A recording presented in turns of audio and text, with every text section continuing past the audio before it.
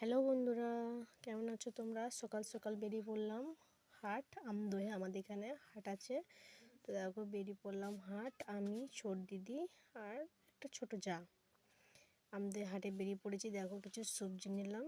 আমি সবজি বেশি কিছু নিই, কারণ এর আগের বারে হাটে এসেছিলাম, কিছু সবজি আছে সেই জন্য বেশি নিইনি। ওই আলুটা কম ছিল সেজন্য আলু নিয়েছিলাম।